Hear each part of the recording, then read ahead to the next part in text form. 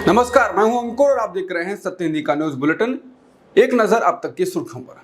America के 47 वर्षीय software अरबपति ब्रायन जॉनसन जो मौत को मात देने के मिशन पर हैं और फिलहाल भारत में हैं, उनका सवाल है कि क्या हम ऐसी पहली पीढ़ी हो सकते हैं जिसे मौत नहीं आएगी।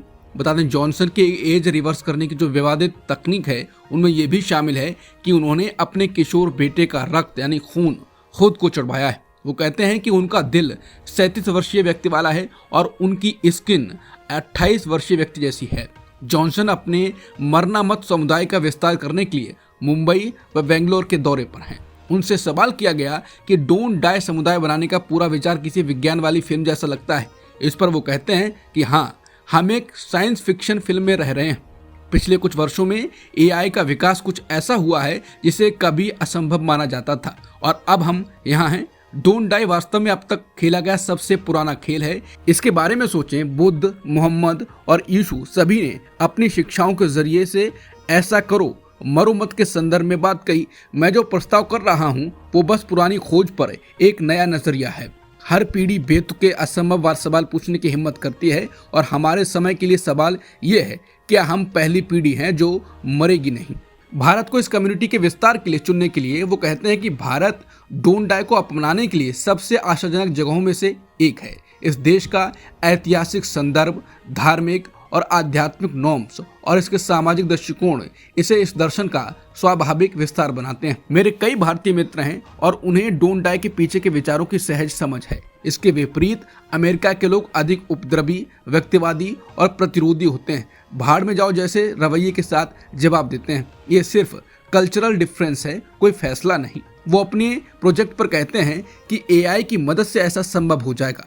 एआई बहुत तेजी से आगे बढ़ रहा है। जब भी कोई नई टेक्निक आती है तो ये प्रेशर टेस्ट करती है कि मनुष्य कैसे सहयोग करते हैं और संघर्ष को हल करते हैं। फिलहाल जब हम एक ऐसी तकनीक विकसित कर रहे हैं जो कई मायनों में हमसे बेहतर है, जो समाज को ऐसे तरीकों से बदलने में सक्षम है जिसकी हम कल्पना भी नहीं कर सकते, तो हम क्या करें?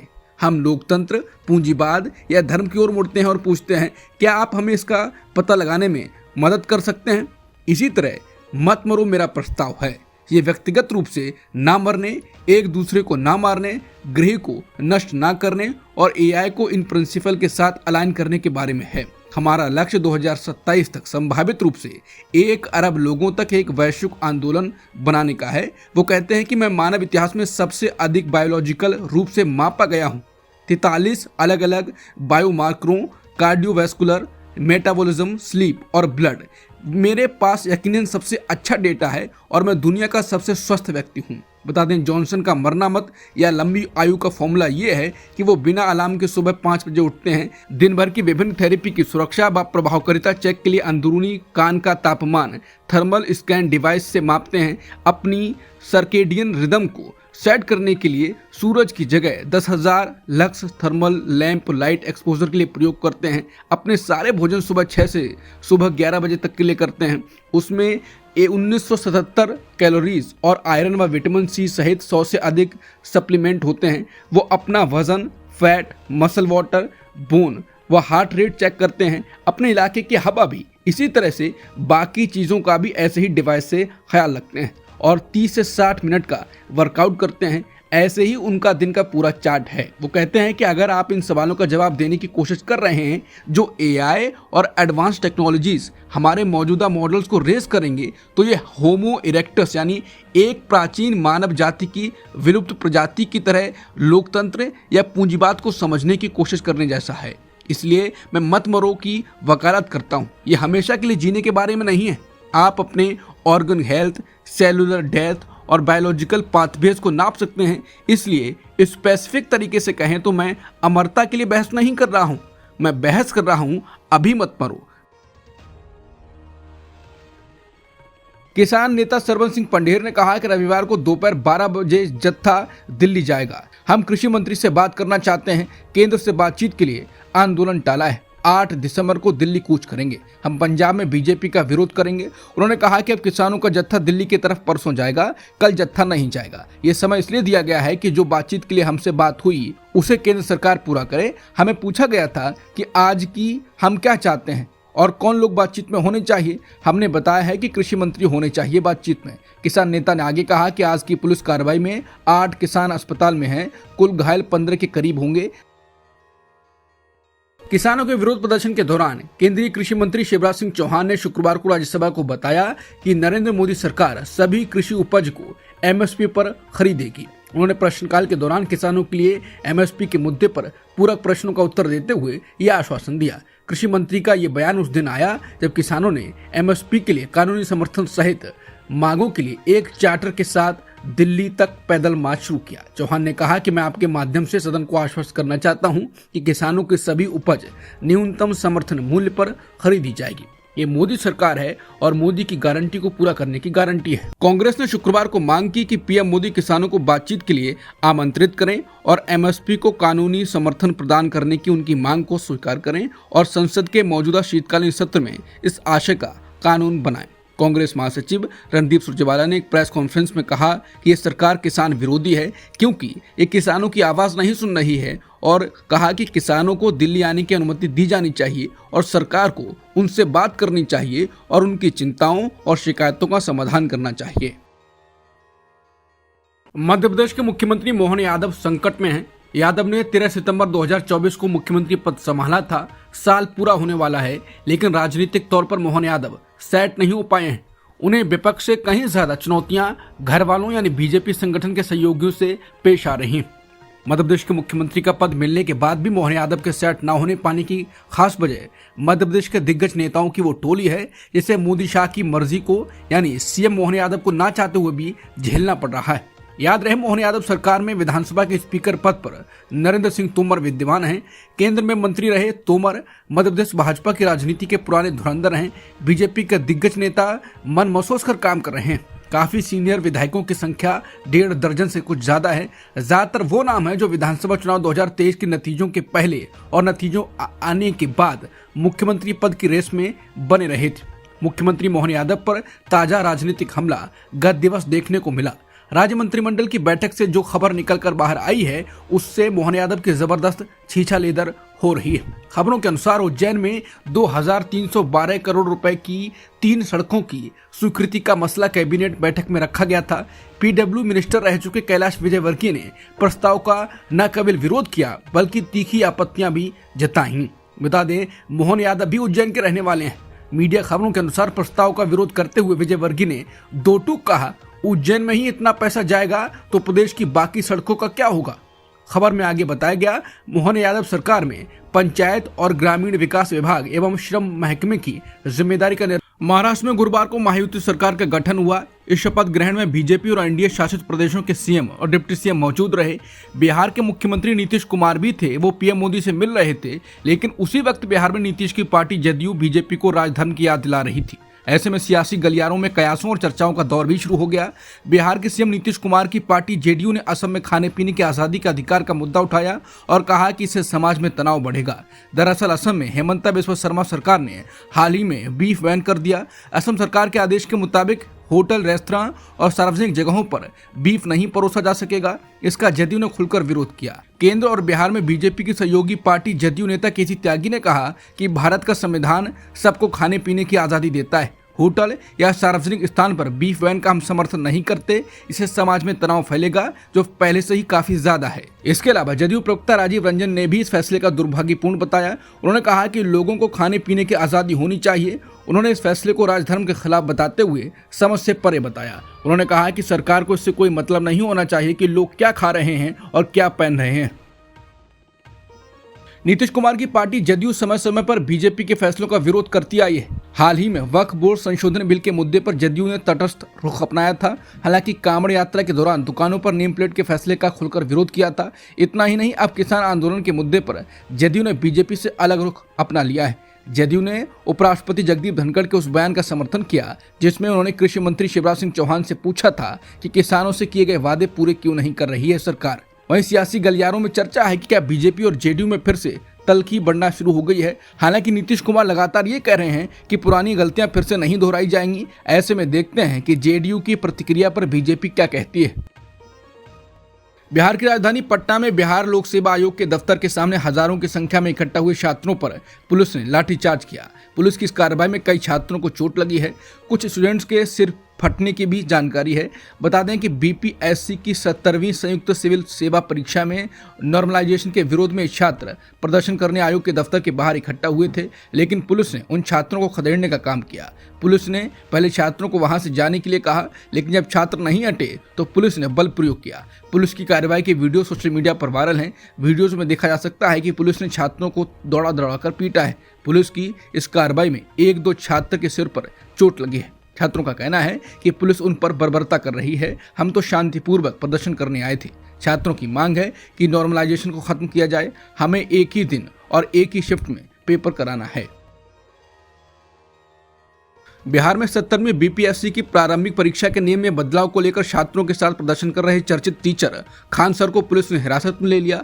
इसी प्रदर्शन के दौरान जब अभ्यर्थियों को गर्दनीबाग धरना स्थल पर भेज दिया गया था तो उनसे मिलने खान सर पहुंचे थे और उन्होंने भी अभ्यर्थियों का समर्थन करते हुए बिहार सरकार को जमकर कोसा था। देर शाम में छात्रों के साथ प्रदर्शन करने के बाद पुलिस ने खान सर को हिरासत में लेकर थाने ले गई।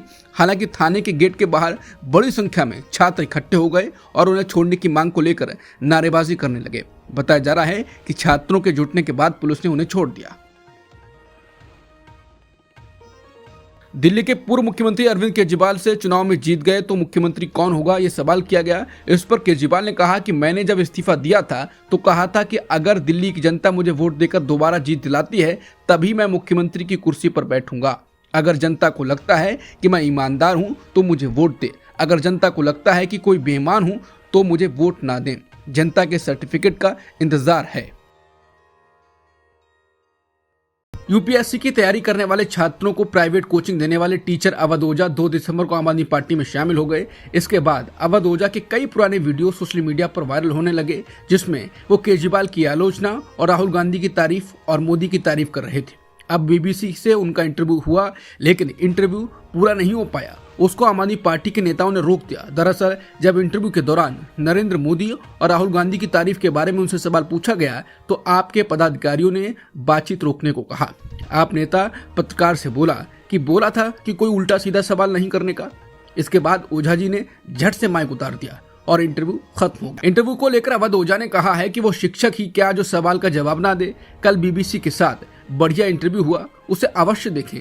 अनफॉर्चुनेटली साक्षात्कार के दौरान हमारे एक वॉलंटियर ने अनजानवश पत्रकार महोदय को रोक दिया, जो कि बिल्कुल सही नहीं था। लोग कह रहे हैं उसे दंड दो, बर्खास्त करो। उसे दंड देना उचित नहीं है क्योंकि भाववश गलती हो गई। बाकी मैं किसी भी प्रश्न के लिए हमेशा तैयार हूँ। शिक्षक हूँ, प्रश्नों से ही मुझे ऊर्जा मिलती है और ये मत भूलना हमेशा दोस्ती बनी रहे। मध्य प्रदेश के रतलाम में 3 नाबालिग बच्चों को एक लड़के द्वारा पीटने और अल्लाह बोलने के बाद जय श्री राम के नारे लगवाने का वीडियो वायरल हो रहा है। रात करीब 10 बजे बच्चों को लेकर परिवार वाले रिपोर्ट लिखवाने मानिक चौक थाने पहुंचे। खबर फैलने पर बड़ी संख्या में समाजजन भी एकत्र हो गए। एक युवक बच्चों को चप्पल से पीट रहा है और जय श्री राम के नारे लगवा रहा है। जिन बच्चों की पिटाई की गई उनमें 6 वर्ष का बालक यतीम भी है। उसके माता पिता की कुछ समय पहले सड़क हादसे में मौत हो चुकी है। एएसपी राकेश खाका ने बताया कि बच्चों के साथ मारपीट करने संबंधी वीडियो वायरल हुआ है। वीडियो लगभग 1 से 1.5 माह पुराना बताया जाता है। इस संबंध में आरोपित की तलाश में साइबर टीम को लगाया गया है। विभिन्न धाराओं में प्रकरण दर्ज किया गया है। आरोपी को शीघ्र गिरफ्तार किया जाएगा। लोग पूछ रहे हैं कि बच्चों को पीट पीट कर जय श्री राम कहलवाना कौन सा साहस है, शर्मनाक है ये। लोगों का कहना है कि कितने परम भक्त हैं, छोटे बच्चों को पीटते हुए माँ की गाली के साथ राम का नाम ले रहे हैं।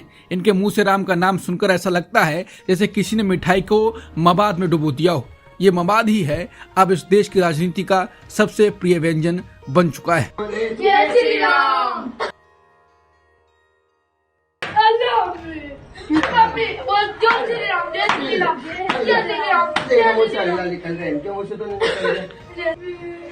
क्या बोला अल्लाह अल्लाह अल्लाह अल्लाह बोल। अल्लाह अल्लाह अल्लाह बोलो अल्लाह भगवान अल्लाह भगवान आप बोलो जो संसद में पक्ष और विपक्ष के बीच में लगातार हंगामा जारी है।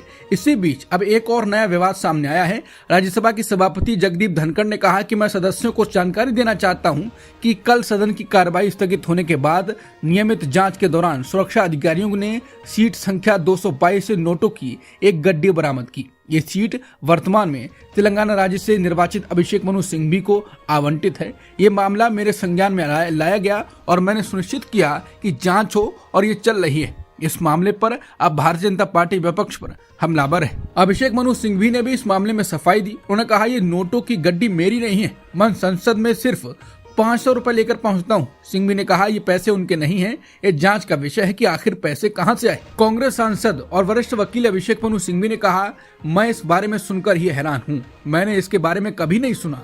मैं कल दोपहर 12:57 पर सदन के अंदर पहुंचा। सदन दोपहर 1 बजे उठा। दोपहर 1 से 1:30 बजे तक मैं अयोध्या प्रसाद के साथ कैंटीन में बैठा और लंच किया। दोपहर 1:30 बजे मैं संसद से चला गया। इसलिए कल मैं सदन में कुल 3 मिनट और कैंटीन में 30 मिनट रहा। मुझे अजीब लगता है कि ऐसे मुद्दों पर भी राजनीति की जाती है। बेशक इस बात की जांच होनी चाहिए कि लोग कैसे कहीं भी और किसी भी सीट पर कुछ भी रख सकते हैं। इसका मतलब है कि हम में से हर किसी के पास एक सीट होनी चाहिए जहां सीट को लॉक किया जा सके और चाबी सांसद अपने साथ ले जा सकें, क्योंकि फिर हर कोई सीट पर बैठकर कुछ भी कर सकता है और इस बारे में आरोप लगा सकता है। अगर ये दुखद और गंभीर नहीं होता तो यह हास्यास्पद होता। मुझे लगता है कि सभी को इस मामले की तह तक पहुंचने में सहयोग करना चाहिए और अगर सुरक्षा एजेंसियों में कोई कमी है तो उसे भी पूरी तरह से उजागर किया जाना चाहिए। केंद्रीय ऊर्जा मंत्रालय ने अडानी ग्रुप और एजोर पावर से बिजली खरीदने वाले राज्यों के लिए ट्रांसमिशन शुल्क माफ किया और इसके 24 घंटे के भीतर जगनमोहन रेड्डी के नेतृत्व वाली आंध्र प्रदेश सरकार ने solar energy corporation of India यानी SECI के साथ एक समझौता किया था, जिसके तहत इन दोनों कंपनियों को कुल 12 गीगावाट के प्रोजेक्ट दिए गए। एक अनुमान है कि ISTS यानी inter state transmission system charge में छूट मिलने से 80 पैसे प्रति यूनिट सालाना 1360 करोड़ रुपए की बचत हुई, जिसने राज्य को अडानी ग्रीन और एजोर पावर से बिजली खरीदने के लिए प्रोत्साहित किया। ISTS चार्ज तब लगता है जब बिजली को नेशनल ग्रिड की मदद से एक राज्य से दूसरे राज्य में ले जाया जाता है, जिसका केंद्र सरकार पैसे लेती है। इसीलिए केंद्र सरकार ने राज्यों की ट्रांसमिशन फीस माफ कर दी, लेकिन इसके पीछे मकसद यही था ताकि राज्य अडानी ग्रीन और एजोर पावर से सोलर पावर खरीद सकें। ISTS शुल्क की इस छूट से अनुमान है कि प्रति यूनिट 80 पैसे यानी प्रति वर्ष 1360 करोड़ रुपए की बचत होगी, जिससे एक तरह से राज्य को 2 परियोजनाओं से बिजली खरीदने के लिए बढ़ावा मिलेगा। हालांकि अब देखिए कि आंध्र प्रदेश से अडानी ग्रीन का अनुबंध हो चुका है, बिजली सप्लाई टाइम पर पहुंचने की शर्त भी खत्म हो चुकी है और अडानी ग्रीन की बिजली आंध्र प्रदेश अभी पहुंची नहीं है। आंध्र प्रदेश सरकार के एक सूत्र ने इंडियन एक्सप्रेस को बताया कि अडानी ग्रीन पावर की पहली 1000 मेगावाट की आपूर्ति अप्रैल 2025 में शुरू होने की उम्मीद है, जबकि शेष जून 2025 के बाद चालू होगी। आंध्र प्रदेश केंद्रीय एजेंसी SECI से 1700 करोड़ रुपए यूनिट बिजली खरीदने पर सहमत हुआ था। इसलिए बिजली मंत्रालय के हस्तक्षेप से सरकार के 1360 करोड़ रुपए माफ कर दिए गए। चूंकि बिजली खरीद अनुबंध 25 वर्षों के लिए है, इस अवधि के लिए छूट की कुल राशि 34,000 करोड़ रुपए होगी। देश भर में एक के बाद एक मस्जिदों पर मुकदमे दायर किए जाने से रोकने के लिए सुप्रीम कोर्ट के पूर्व जज जस्टिस रोहिंटन नरीमन ने एक रास्ता बताया है। उन्होंने गुरुवार को कहा कि हालांकि अयोध्या मामले में सुप्रीम कोर्ट का फैसला धर्मनिरपेक्षता के लिए न्याय का मजाक था, लेकिन 1991 के पूजा स्थल अधिनियम की पुष्टि करने वाले फैसले के 5 पन्ने एक उम्मीद की किरण थे। उन्होंने कहा कि फैसले के उन 5 पन्नों को देश भर की निचली अदालतों और हाई कोर्ट में पढ़ा जाना चाहिए। जस्टिस नरीमन ने आगे कहा कि अयोध्या विवाद पर संविधान पीठ के फैसले के वो 5 पन्ने देश भर में चल रहे मुकदमे का जवाब हैं, जिसमें पहले कथित तौर पर मंदिरों के ऊपर बनाई गई मस्जिदों का सर्वेक्षण करने की मांग की गई है। बारेन बेंच की रिपोर्ट के अनुसार जस्टिस नरीमन ने कहा, और यही संविधान बेंच इस पर 5 पन्ने खर्च करती है और कहती है कि धर्मनिरपेक्षता में यही सही है, जो मूल ढांचे का हिस्सा है कि आप पीछे नहीं देख सकते, आपको आगे देखना होगा। फर्जी PMO अधिकारी से लेकर फर्जी वैज्ञानिक गुजरात में पाए जाते हैं, लेकिन अब फर्जी डॉक्टर भी गुजरात में पाए जाते हैं। गुजरात पुलिस ने एक ऐसा गिरोह पकड़ा है जिन्होंने मेडिकल डिग्री बेचने के बदले हर युवक से 70,000 रुपए लिए। गुजरात के सूरत में 1200 फर्जी डिग्रियों का डेटाबेस रखने वाले गिरोह का पर्दाफाश इस जांच में हुआ है। गुजरात पुलिस ने इसी गिरोह से डिग्री खरीदने वाले 14 फर्जी डॉक्टरों को भी गिरफ्तार किया है। पुलिस के मुताबिक इस गैंग का संचालन डॉक्टर रमेश गुजराती कर रहा था, उसे भी गिरफ्तार कर लिया गया है। दिल्ली दंगों के आरोपी उमर खालिद ने शुक्रवार को दिल्ली हाईकोर्ट के सामने अपना पक्ष रखा। उन्होंने कहा कि मेरे खिलाफ हिंसा या पैसा जुटाने का कोई भी आरोप नहीं है। हिंसा को लेकर एकमात्र एफआईआर है जिसमें मुझे फंसाया गया था, मुझे बरी कर दिया गया है। बता दें, उमर खालिद पर 2020 के दिल्ली दंगों की साजिश रचने का आरोप है, जिसकी वजह से खालिद अभी भी जेल की सलाखों के पीछे हैं। उमर खालिद के वकील त्रिदीप पेस ने जस्टिस नवीन चावला और जस्टिस शैलेंद्र कौर की खंडपीठ के समक्ष दलील दी। उमर के वकील ने दलील दी कि मामले के अन्य आरोपियों की तरह वो भी विचाराधीन कैदी के रूप में लंबे समय तक जेल में रहने के आधार पर जमानत की मांग कर रहे हैं। वकील पेस ने कहा कि खालिद की ओर से महाराष्ट्र के अमरावती में दिया गया भाषण था। उन्होंने तर्क दिया कि इसमें हिंसा का आह्वान नहीं किया गया है। मैं दिल्ली से हजारों मील दूर था, भीड़ की ओर से कोई प्रतिक्रिया नहीं हुई। ये अहिंसा के गांधीवादी सिद्धांतों का आह्वान करने वाला भाषण है और कह रहा है कि हमें इस कानून का विरोध करना चाहिए। कानून मतलब नागरिक संशोधन अधिनियम। रिजर्व बैंक ऑफ इंडिया यानी आरबीआई की मॉनेटरी पॉलिसी कमेटी की बैठक का आज तीसरा दिन है। केंद्रीय बैंक के गवर्नर शक्तिकांत दास ने आज इस बैठक में लिए गए बड़े फैसलों का ऐलान कर दिया। बता दें कि बड़ी आर्थिक चुनौतियों के बीच हुई इस बैठक में रेपो रेट से जुड़ा फैसला लिया गया और लगातार 11वीं बार ऐसा हुआ है जब आरबीआई ने रेपो रेट में कोई बदलाव नहीं किया है। रेपो रेट 6.50% पर ही कायम है। सीरिया के विद्रोही गुटों ने दावा किया है कि उन्होंने हमा नाम के शहर से सेना हटने के बाद उसे पूरी तरह से अपने नियंत्रण में कर लिया है। इस्लामी चरमपंथी विद्रोही समूह हयात तहरीर अल शाम के नेता अबू मोहम्मद अल जवलानी ने हमा में जीत की घोषणा की है। उन्होंने कहा कि शहर में किसी से कोई बदला नहीं लिया जाएगा। इससे पहले विद्रोहियों और उनके सहयोगियों ने हमा की सेंट्रल जेल पर कब्जा कर लिया था। उसके बाद उन्होंने भीषण लड़ाई के बीच कैदियों को रिहा कर दिया था। अलेप्पो से 110 किलोमीटर दक्षिण में स्थित हमा में 10 लाख लोग रहते हैं। भारत और ऑस्ट्रेलिया के बीच बॉर्डर गावस्कर ट्रॉफी के तहत खेली जा रही टेस्ट सीरीज का दूसरा मुकाबला आज एडिलेड में खेला जा रहा है। ये डे नाइट मैच है। मैच में पहले दिन का खेल खत्म होने तक ऑस्ट्रेलिया ने अपनी पहली पारी में 1 विकेट खोकर 86 रन बना लिए हैं। अभी भी ऑस्ट्रेलिया को भारतीय टीम पर बढ़त बनाने के लिए 94 की जरूरत है और उसके 9 खिलाड़ी आउट होने बचे हुए हैं। भारत की पहली पारी 180 रनों पर सिमट गई थी। अब तक की सुर्खियों में इतना ही। बाकी खबरों के लिए बने रहिए सत्यहिंदी.com के साथ।